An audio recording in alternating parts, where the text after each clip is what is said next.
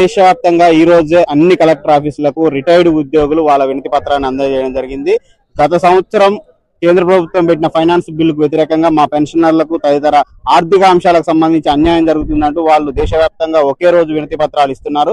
దీనిలో భాగంగా మనం పోలీస్ వ్యవస్థకు సంబంధించి రిటైర్డ్ ఉద్యోగులలో జిల్లా అధ్యక్షులు గారు ఉన్నారు. వారితో మాట్లాడి తెలుసుకున్నాం. సార్ చెప్పండి, మీరు ఏం కోరుకుంటున్నారు? మేము నా పేరు కేతిరెడ్డి రంగారెడ్డి, సూర్యాపేట జిల్లా రిటైర్డ్ పోలీస్ సంఘానికి నేను అధ్యక్షుడిని.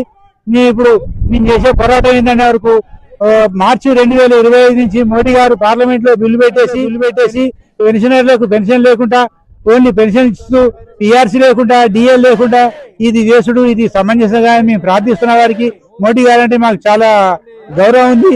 వారి మీద చాలా మంచి నిర్ణయం తీసుకుంటారని వారి మీద మంచి స్వభావం ఉంది. కాబట్టి ఇటు బిల్లును క్యాన్సిల్ చేసి మాకు అందరికి మా రిటైర్డ్ ఉద్యోగస్తులందరికీ కూడా ఇచ్చేయాలని కోరుతున్నాం. మొత్తం దేశవ్యాప్తంగా రిటైర్డ్ ఉద్యోగులు చెప్తున్న పరిస్థితి మాకు పిఆర్సీలకు సంబంధించి అయితే డిఎల్ఏకి సంబంధించి అయితే మీరు పెట్టిన ఫైనాన్స్ బిల్లు మాకు కల్పించే అవకాశాలకు విరుద్ధంగా ఉంది. తక్షణమే దాన్ని వెనుకకు తీసుకోవాల్సిందిగా కోరుకుంటూ రిటైర్డ్ ఉద్యోగుల సంఘం అందరూ తెలియజేస్తున్న పరిస్థితి. కెమెరా పర్సన్ మధుతో సందీప్, సూర్యాపేట కలెక్టర్. అందరికీ నమస్కారాలు. ముఖ్యంగా మీరందరూ ఎంతో శ్రమ కోర్చి పిలుపు మేరకు కలెక్టర్ గారికి మెమోరాండంలో ఇచ్చేటందుకు పాల్గొనడానికి వచ్చినటువంటి ప్రతి ఒక్క పెన్షనర్ కూడా మనపూర్వక ధన్యవాదాలు. మిత్రులారా, మొన్న మార్చి 25వ తారీఖున పార్లమెంటులో ఒక మనందరికి కూడా బాధ కలిగించేటువంటి ఒక చట్టాన్ని తయారు చేశారు. ఆ చట్టం యొక్క ఇది సారాంశం ఏమిటంటే పెన్షనర్స్ ని విభాగం చేశారు.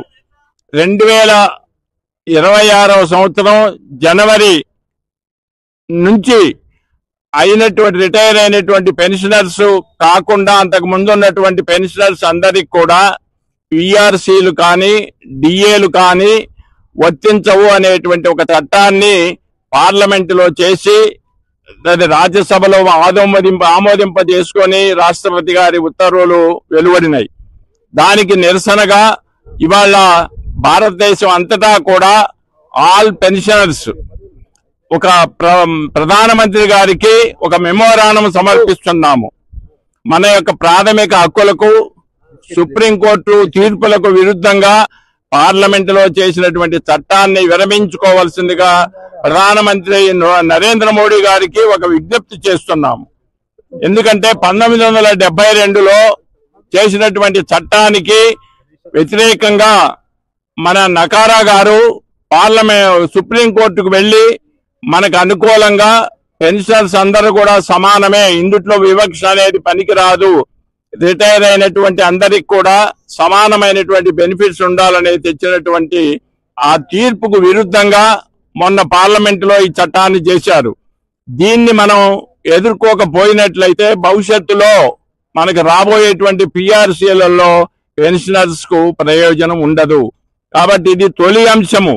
దీని తర్వాత దేశవ్యాప్తంగా మన నాయకులు తీసుకునేటువంటి నిర్ణయానికి మనందరం కూడా పోరాటానికి సిద్ధం కావాలని మీ అందరికీ మనపూర్వకంగా విజ్ఞప్తి చేస్తున్నాం. ఇవాళ ఇచ్చినటువంటి కాపీని మనం రాష్ట్ర సంఘానికి ఆల్ ఇండియా పెన్షనర్స్ కూడా పంపిస్తాం. మన సూర్యాపేట సంఘ పక్షాన ఇంతమంది పాల్గొనటం చాలా గర్వకారణంగా నేను భావిస్తున్నాను. నూతన పెన్షన్ చట్టాన్ని రద్దు చేయాలి.